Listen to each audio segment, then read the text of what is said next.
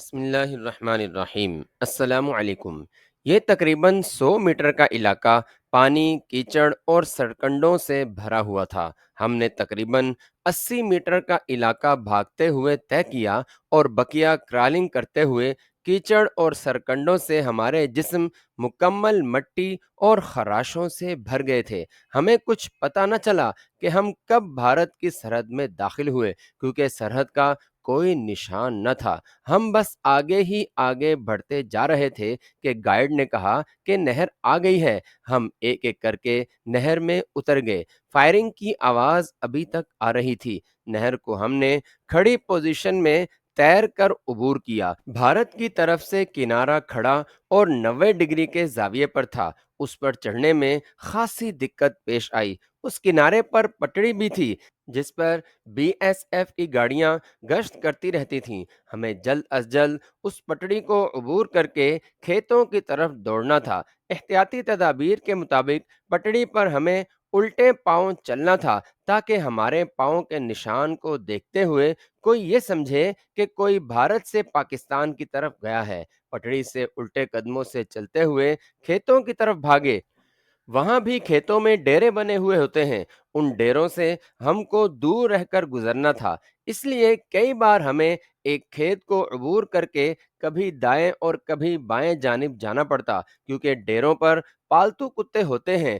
دور تک جانے کے بعد اپنی سمت کو درست رکھنا پڑتا تھا تاکہ ان ڈیروں میں موجود پالتو کتے ہمیں دیکھ کر بھونکنے نہ لگ جائیں۔ الغرض ایک جگہ 10 منٹ رک کر پھر اپنا سفر شروع کر دیا۔ ہنومان گڑھ اسٹیشن کے قریب ½ کلومیٹر پہلے پھر ایک نہر آئی۔ ہم نہر میں کود پڑے اور اپنے جسم کی اچھی طرح صفائی کی اور باہر نکل کر سویلین لباس پہن لیے۔ گائیڈرز نے ہمارے لیے ٹکٹ لینے جانا تھا، لیکن میں نے انہیں روک دیا اور کہا کہ پیسے تم رکھ لو اور اندھیرے اندھیرے ہی اس گاؤں میں پہنچ جاؤ جہاں تمہارا انتظار کیا جا رہا ہے۔ اس دوران میں نے اپنا ریوالور لوڈ کر لیا تھا۔ وہ اسی وقت واپس روانہ ہو گئے۔ میں نے اپنے ایک ساتھی کو ان کے پیچھے بھیجا کہ وہ چیک کرے کہ وہ واقعی واپس جا رہے ہیں یا کہیں راستے میں چھپ گئے ہیں، کیونکہ اسمگلر سے ہر بات ممکن ہے۔ میں نے اپنے ساتھی کو کہا کہ وہ اپنا ریوالور لوڈ کر لے اور ان کا پیچھا کرے۔ اگر وہ ادھر ادھر ہونے کی کوشش کریں تو ان کو گولی مار دینا۔ تقریباً 20 منٹ بعد میرا ساتھی واپس آیا اور اس نے بتایا کہ وہ اسی راستے سے تیزی سے بھاگتے ہوئے واپس جا رہے ہیں۔ اسی دوران دور سے گاڑی کے وسل کی آواز سنائی دی۔ ہم نے اسٹیشن کی راہ لی۔ یہ کھٹمنڈو جانے والی گاڑی تھی۔ بالکل چھوٹا سا ریلوے اسٹیشن تھا۔ ہلکا ہلکا اجالا شروع ہو گیا تھا۔ ہم چاروں ساتھی ریلوے اسٹیشن کی دوسری جانب کھڑے ہو گئے اور پانچواں ٹکٹس لینے چلا گیا۔ گاڑی 1 یا 2 منٹ رکی۔ ہمارے ساتھی نے ٹکٹ لے کے ہمیں اشارہ دیا اور ہم دوسری جانب سے گاڑی میں سوار ہو گئے۔ ہمارا ساتھی دوسرے دروازے کے پاس ہی تھا۔ اس نے ایک ایک کر کے ہمیں ٹکٹ تھما دیے اور ہم پانچوں اجنبی بن کر ایک ہی ڈبے میں بیٹھ گئے۔ تقریباً پون گھنٹے بعد گنگا نگر آیا۔ یہ خاصا بڑا اسٹیشن تھا۔ ہم ایک ایک کر کے اترے اور چائے پوریوں کا ناشتہ کیا اور پھر الگ الگ ڈبے میں بیٹھ گئے۔ ہماری منزل بٹھنڈا جنکشن تھی، جہاں سے ہم نے دہلی کے لیے گاڑی پکڑنی تھی۔ بٹھنڈا مغربی بھارت کا بہت بڑا جنکشن تھا۔ ٹرین بٹھنڈا اسٹیشن پر پہنچی تو ہم ایک ایک کر کے باہر آ گئے۔ اب ہم بارڈر سے خاصا دور آ چکے تھے۔ شہر چھوٹا تھا۔ جو بارڈر کراس کرنے کی ٹینشن تھی وہ بھی دور ہو چکی تھی۔ ہم نے بازار سے شیونگ سامان اور سگریٹ وغیرہ خریدے۔ وائرلیس سیٹ بھی خاصی پریشانی کا سبب بن رہا تھا۔ ایک ہی ذمہ دار کے پاس سامان اور وائرلیس سیٹ ایک ہی بیگ میں تھا، جس کو بیگ کھولتے ہوئے خاصی گھبراہٹ کا سامنا کرنا پڑ رہا تھا۔ لہٰذا ہم نے ایک بیگ وائرلیس سیٹ کے لیے خریدا اور اس میں سیٹ رکھ کر اس کی ذمہ داری آپس میں بانٹ لی۔ وہاں کے ایک ہوٹل میں ہم نے کھانا کھایا اور پھر اسٹیشن کی طرف پلٹ آئے۔ ویٹنگ روم میں ہم نے شیو بنائی، نہانے اور اپنا حلیہ درست کیا۔ میں نے ساتھیوں کو مشورہ دیا کہ بجائے پنجاب ایکسپریس کے ہم پیسنجر ٹرین میں دہلی تک کا سفر کریں گے، تاکہ راستے میں آنے والے چھوٹے بڑے اسٹیشنز اور دوسری جگہوں اور وہاں کے حالات سے باخبر ہوتے چلیں۔ فاسٹ پیسنجر سپہر 3 بجے دہلی کے لیے چلتی تھی۔ ہم نے اپر کلاس کے ٹکٹس لیے۔ بٹھنڈا اسٹیشن پر ہم نے ایک ملٹری ٹرین دیکھی جو بارڈر کی طرف جا رہی تھی۔ ہماری گاڑی پلیٹ فارم پر آ گئی اور ہم نے ایک ڈبے کا انتخاب کر کے سب اکٹھے اسی میں بیٹھ گئے۔ فیصلہ یہ ہوا کہ وائرلیس سیٹ کو اوپر والی برتھ پر رکھا جائے اور جو وہاں لیٹے وہ اس پر اپنا سر رکھ کر خود کو سوتا ہوا شو کرے۔ ٹرین مقررہ وقت پر روانہ ہوئی۔ پیسنجر ٹرین میں سکھوں کی اکثریت تھی۔ ایک عجیب بات دیکھی کہ سکھ مسافر بھی خاموش اور مایوسی کے ساتھ سفر کر رہے تھے۔ سکھوں کی تو عادت ہے کہ جہاں بھی دو سکھ اکٹھے ہو جائیں یہ اونچی آواز سے باتیں اور کہکہے لگاتے ہیں۔ لگتا ہے سکھوں نے اپنی آزادی 1971 کی جنگ کے ساتھ وابستہ کر لی تھی، مگر ناکامی کا منہ دیکھنا پڑا۔ میں نے ان سے 2-3 باتیں کرنے کی کوشش کی، مگر ہمیں ہندو سمجھتے ہوئے انہوں نے مختصر سا جواب دیا۔ ہم نے بٹھنڈا سے سیدھا دہلی جانے کے بجائے پہلے جالندھر اور پھر دہلی جانے کو ترجیح دی۔ اس طرح ہمارے سفر کے دوران 3 بڑی چھاونیاں تھیں: جالندھر، لدھیانہ اور امبالہ۔ ان چھاونیوں کے اسٹیشن پر کافی چہل پہل تھی۔ دہلی سے امرتسر جانے والی ٹرینوں میں بھارتی انٹیلیجنس اور FIU کے لوگ مسافروں کی چیکنگ کرتے تھے۔ اس کی لازماً وجہ مشرقی پاکستان میں بھارتی کیمپس POW سے سینکڑوں پاکستانی فوجیوں کا فرار ہونا تھا۔ 16 دسمبر 1971 کو ہمارے سینکڑوں نہیں ہزاروں فوجی جوانوں نے ہتھیار نہیں ڈالے تھے، اس لیے کچھ تو برما کی طرف نکل گئے، کچھ بھارتی سرحدوں کے اندر داخل ہو گئے اور وہ چھپتے چھپاتے پنجاب بارڈر کی طرف سے پاکستان میں داخل ہونے کی کوشش کر رہے تھے۔ انہی کو پکڑنے کے لیے ان ٹرینوں کی سخت چیکنگ کی جا رہی تھی۔ بٹھنڈا سے دہلی کے سفر کے دوران ہم نے 3 اور ٹرینیں دیکھیں۔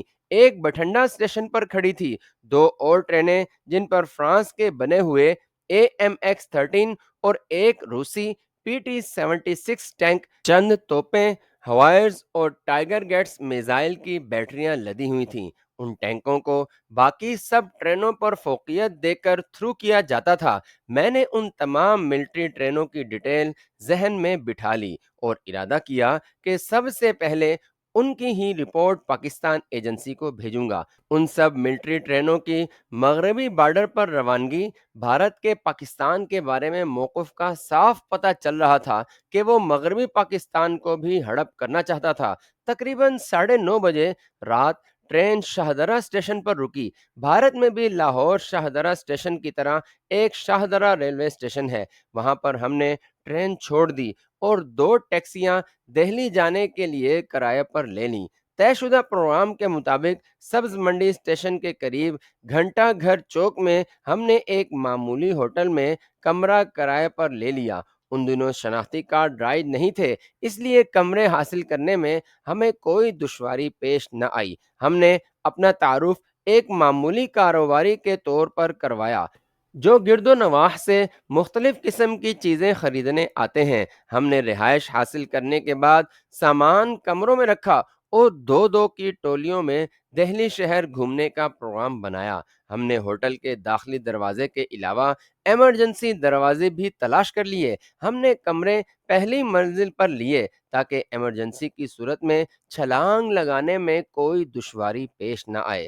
دوسرے روز میرے چاروں ساتھی گھومنے پھرنے کے لیے نکل گئے۔ میں نے انہیں ہدایت کی کہ کم از کم 4 عدد پینٹ اور قمیص اور دیگر ضروریات کا سامان بھی خرید لائیں، جو کہ وہ شام تک لے آئے۔ دشواری مجھے پیش آئی، میرے لمبے قد کی وجہ سے بازاری کپڑے مجھے پورے نہ آئے۔ میں نے تقریباً ساری کپڑوں کی دکانیں چھان ماری، مگر مجھے میرے سائز کے کپڑے نہ مل سکے۔ صرف ایک سفاری سوٹ ایک دکان سے ملا جو میں نے خرید لیا۔ مزید میں نے 4 عدد 3 پیس سوٹ اور 1 عدد ڈنر سوٹ کا کپڑا خرید کر اسی دکان میں ارجنٹ سلوانے کا آرڈر دے دیا۔ شوز بھی میرے سائز کے بڑی مشکل سے ملے۔ پاکستان میں طے شدہ پروگرام کے مطابق مجھے اعلیٰ ہوٹلز میں قیام کرنا اور مختلف کلبوں، خاص کر سروسز کلب میں بھی جانا تھا، لہٰذا وہاں کے ماحول کے مطابق مجھے ہر چیز کرنا تھی۔ ہم نے 2 دن دہلی میں گزارے۔ نیو دہلی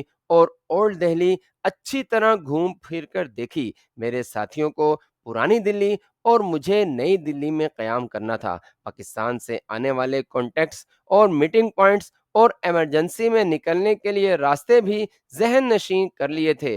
2 روز بعد میں نے اپنے ساتھیوں کو مختلف اوقات میں کاروننش ہوٹل میں چیک ان ہونے کا کہا اور خود لودھی ہوٹل کا رخ کیا۔ یہ 4 اسٹار ہوٹل پاکستان سے میری رہائش کے لیے منتخب کیا گیا تھا۔ نئی دہلی میں اسی ہوٹل کے قریب اشوکا ہوٹل اور اکبر ہوٹل تھے، اور بھارتی بری بحری اور ہوائی فوج کے کوارٹرز بھی اسی علاقے میں واقع تھے۔ ہم سب مختلف اوقات میں پاکستانی سفارت خانے کے سامنے سے بھی گزرے۔ پاکستانی سفارت خانہ اسلامی طرز کا ایک بہت اچھا نمونہ تھا، لیکن ان دنوں بالکل اجڑا ہوا تھا۔ لوگوں نے پتھر مار مار کر شیشے وغیرہ توڑ دیے تھے۔ سفارت خانہ بند تھا اور سپاہی رسمی سا وہاں کھڑا اپنی ڈیوٹی دے رہا تھا۔ اب ہمیں اپنے کانٹیکٹ کا انتظار کرنا تھا، جس نے روانگی سے 10ویں دن بعد مجھے ملنا اور ڈاک دینی تھی۔ اس میں ہمیں مزید ہدایات ملنی تھی اور اسی دوران ہم نے اپنا کام مکمل کرنا تھا۔ میں نے اپنے 2 ساتھیوں کو جھانسی بھیجا۔ جھانسی سے پہلا اسٹیشن بابینا ہے۔ ان 2 اسٹیشنوں کے درمیان بھارتی ٹینک ڈویژن اور 10 آرمی بریگیڈ کی بیس تھی۔ اس کے ذمے یہ کام لگایا کہ جھانسی میں وہ کوئی معقول ہوٹل دیکھے اور معلوم کریں کہ کور ہیڈ کوارٹر جانے کے لیے ٹیکسی یا کوئی اور سواری مل سکتی ہے۔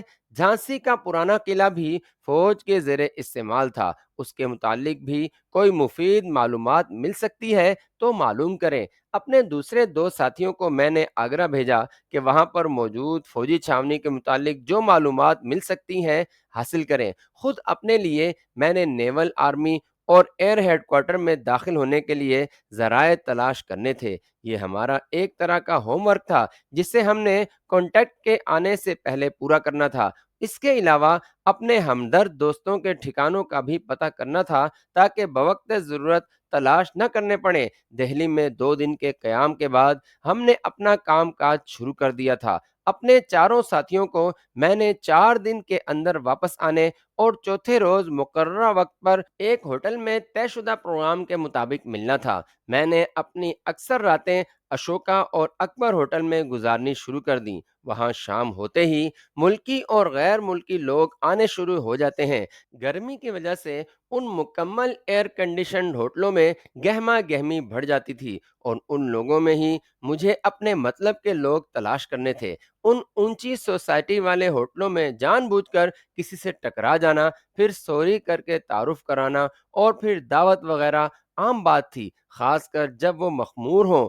1 آدھ گھنٹے میں ہی اجنبی لوگ خاصے فری ہو جاتے تھے۔ میں نے وہاں خود کو لوز ٹی کا بیوپاری بتایا، جو کلکتہ سے چائے ممبئی منگواتا اور اپنی کمپنی میں چائے بلینڈ کر کے بیوپاریوں کو بھیجتا تھا۔ بلینڈنگ کا مطلب یہ ہے کہ مختلف اقسام کی چائے کی گریڈنگ کر کے مختلف وزن میں ان کو ملا کر ایک خاص قسم کی چائے تیار کرنا۔ لپٹن، بروک بینڈ اور اصفہانی اسی طرح اپنے برانڈ تیار کرتے ہیں، اور دارجلنگ کی اورنج پیکو چائے کا معیار پورے ورلڈ میں نمبر 1 ہے۔ یہاں پر میرا کام تھا کہ لپٹن کی گرین لیبل چائے، جس میں 50% تک اورنج پیکو ہوتا ہے، اسے بروک بانڈ کی ریڈ لیبل چائے سے ملا کر اپنا برانڈ تیار کروں اور اسے فوجی چھاونیوں میں نصف قیمت پر فروخت کروں۔ چھاونیوں میں فوجی جوانوں اور این سی اوز کے لیے لوز ٹی ہی استعمال ہوتی ہے۔ ڈویژن ہیڈ کوارٹر میں اسسٹنٹ ڈائریکٹر آف سپلائرنگ تک رسائی کی صورت میں مجھے پورے ڈویژن ہیڈ کوارٹرز کے لنگروں تک کی سپلائی کا آرڈر مل سکتا تھا۔ اسی طرح بریگیڈر ہیڈ کوارٹر میں لوکل سپلائی کے تحت مجھے آرڈر مل سکتے تھے، اور اسی طرح میری رسائی افسران اعلیٰ تک ہو سکتی تھی۔ اشوکا اور اکبر ہوٹل میں ایسے ہی موقع کی تلاش میں جاتا تھا کہ کسی اعلیٰ فوجی افسر تک رسائی ہو جائے اور پھر ان کے دفاتر تک بھی، اور اس طرح مجھے اپنا کام کرنے میں دشواری پیش نہ آ سکتی تھی۔ اسی طرح ان اعلیٰ افسران کی بیگمات بھی بہت معاون ثابت ہو سکتی ہیں۔ افسر اعلیٰ بننے تک ان کا دل اپنی بیوی سے بھر جاتا ہے، اور وہ بیگمات اپنی ڈھلتی جوانی کی آخری بہاریں لوٹنے کے لیے بے تاب ہوتی ہیں۔ اکثر یہ جوڑے آتے تو اکٹھے ہیں، مگر دونوں اپنے اپنے شکار کی تلاش میں رہتے ہیں، اور جب گھر جاتے ہیں تو علیحدہ علیحدہ جاتے ہیں۔ میرا بھی یہ کام کسی ایسے ہی حادثے کے سبب ہو سکتا تھا۔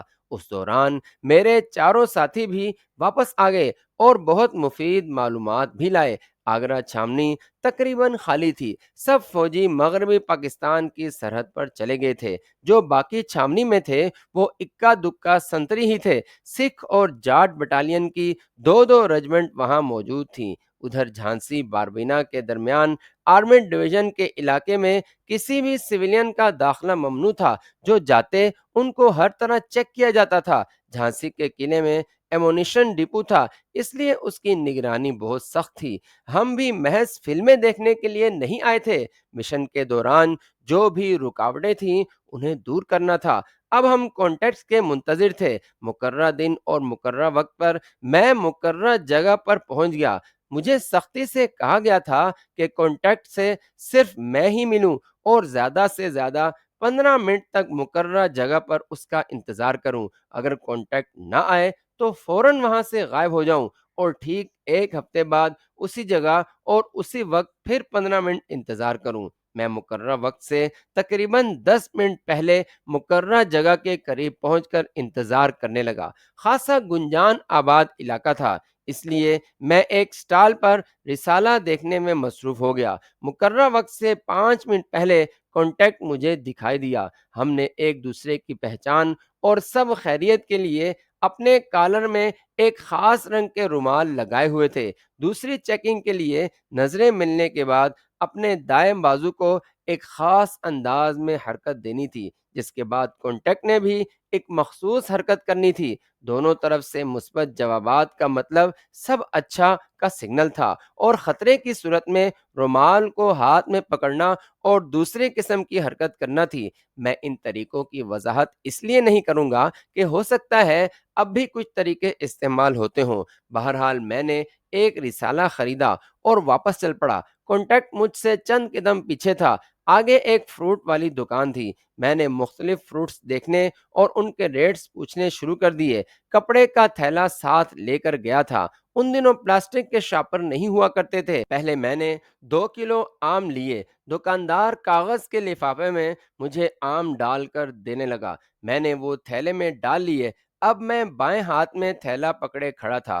کانٹیکٹ میرے بائیں جانب تھا۔ میں نے لیچی دکھانے کو کہا۔ جیسے ہی دکاندار لیچی دکھانے کے لیے واپس مڑا تو کانٹیکٹ نے ایک پیکٹ انتہائی تیزی کے ساتھ میرے تھیلے میں ڈال دیا۔ میں نے کچھ لیچی لی، دام ادا کیے اور واپس چل پڑا۔ کانٹیکٹ نے بھی یقیناً کچھ نہ کچھ خریدا ہوگا۔ قریب ہی میں ایک ٹیمپو میں سوار ہو گیا اور تھوڑی دور جا کر ٹیمپو چھوڑ دیا اور بس میں سوار ہو گیا، پھر بس چھوڑ دی اور پھر ٹیمپو میں سوار ہو گیا، اور اپنی رہائش گاہ پر پہنچتے پہنچتے تقریباً 3 گنا زیادہ سفر کیا، اس لیے کہ اگر میرا پیچھا کوئی کر رہا ہو تو اسے دھوکہ دے سکوں۔ ہوٹل پہنچ کر میں نے دروازے کو اندر سے بند کیا اور پیکٹ کھولا۔ اس میں 8 ورق تھے جن پر ایک طرف ہندی میں لکھا ہوا تھا۔ میں نے موم بتی جلائی اور ورق کی سادہ سائڈ پر ہیٹ دینا شروع کر دی تو اس پر نارنجی رنگ میں لکھائی ظاہر ہو گئی۔ 15 منٹ عمل کرنے پر سارے پیپروں پر لکھائی میرے سامنے تھی۔ یہ 8 ورق ہم پانچوں کے لیے تھے۔ میں نے پہلا ورق اٹھا کر پڑھا تو اس پر بارڈر کراس کرنے کی مبارک اور مزید حوصلہ افزائی کے لیے الفاظ اور مجھے ایک خاص مشن سونپا گیا تھا اور اس کو ارجنٹ پورا کرنے کا کہا گیا تھا۔ اس کے علاوہ پیکٹ کی ریسیو کی رسید اور اب تک کی کارکردگی کی رپورٹ اور سرسری تمام احوال لکھنے کا کہا گیا تھا۔ اس کے علاوہ پیکٹ میں 10,000 भारतीय करंसी भी थी। मैं पहले से तैयार शुदा रोशनाई से 2 सफ़हात पर मुश्तमिल तमाम मालूमात लिखने लगा, क्योंकि दूसरे दिन ये सब मैंने अपने कॉन्टैक्ट के हवाले करना था। रोशनाई का जिक्र करता चलूं, ये स्पेशल रोशनाई प्याज के पानी, लहसुन के पानी और लीमू के रस से बनाई जाती थी, जो लिखकर सूख जाने के बाद उसका पता ही नहीं चलता था जब तक कि उसको आग से हीट न दी जाती। आजकल तो माइक्रोफिल्म के जरिए एक कॉमन पिन के सिरे की जगह के बराबर एरिया पर 40 से ज्यादा सफ़हात मुंतकिल किए जा सकते हैं। अगले दिन ठीक 10 बजे मुझे अपने कॉन्टैक्ट से दूसरी जगह मिलना और पैकेट उसके हवाले करना था। लिहाजा दूसरे दिन ठीक 10 बजे मैं अपने कॉन्टैक्ट से दूसरी जगह मिला और पैकेट उसके हवाले किया और वापसी की राह ली। होटल पहुंचकर मैं साथियों के खत उनके हवाले करने लगा। हम सब उस कॉन्टैक्ट पर बहुत खुश थे, क्योंकि पाकिस्तान से आने के बाद ये हमारा पहला राब्ता था जो अपनों से हुआ। उसके बाद हमारे अंदर मिशन को पूरा करने के लिए मजीद हौसला पैदा हो गया और फिर हम सब ने अपने मिशंस की तकमील के तजदीद अहद किया और अपने अपने होटल्स में चले गए। अपने न्यू मिशंस की तैयारी के लिए मैंने ब्लेंडेड चाय को 100 ग्राम के पैकेटों में बांधकर सोल्यूशन टेप से बंद कर दिया। मिशन की तकमील के लिए दिल्ली से बाहर जा रहा था, लिहाजा रात भर मुख्तलिफ तरकीबें सोचता रहा। दूसरे दिन मैं अपने साथियों को अलविदा कहने लगा। ट्रांसमिशन जो उन लोगों के आगरा और झांसी जाने पर मैंने अपने पास रख लिया था, उसको अपने साथियों के हवाले किया और होटल आकर गहरी नींद सो गया। अगले रोज सुबह सवेरे मुझे रवाना होना था। मैंने अपने कॉन्टैक्ट को एक नई जगह और बाद दोपहर को मिलने का टाइम दिया और 12 रोज बाद उसे मिलने का कहा गया था, ताकि उन 12 दिनों में मैं अपनी असाइनमेंट की मुफस्सल रिपोर्ट बनाकर भेज दूं। अपनी गैर मौजूदगी में मैं अपने वायरलेस वाले साथी को अपना सेकंड इन कमान मुकर्रर कर गया था। ये चूंकि पहले मुख्तलिफ होटल्स में ठहरे हुए थे, लेकिन बाद में उनको मैंने कन्वेंशन होटल में मुंतकिल कर दिया था, इसलिए मैंने उन्हें होटल से बाहर एक दूसरे से रब्ता रखने की इजाज़त भी दे दी थी। आपने महसूस किया होगा कि जो हिदायत मुझे पाकिस्तान से भेजते वक्त दी गई थीं, मैंने उनमें से कुछ रद्दो बदल कर दिया था। इसकी वजह ये कि पाकिस्तान में बैठे हुए भारत के अंदरूनी हालात का सही अंदाज़ा नहीं लगाया जा सकता था। 1971 में मशरकी पाकिस्तान में भारत की पाकिस्तान के खिलाफ नाकाबिले यकीन कामयाबी ने उन्हें कुछ ज़्यादा ही खुद एतमाद बना दिया था।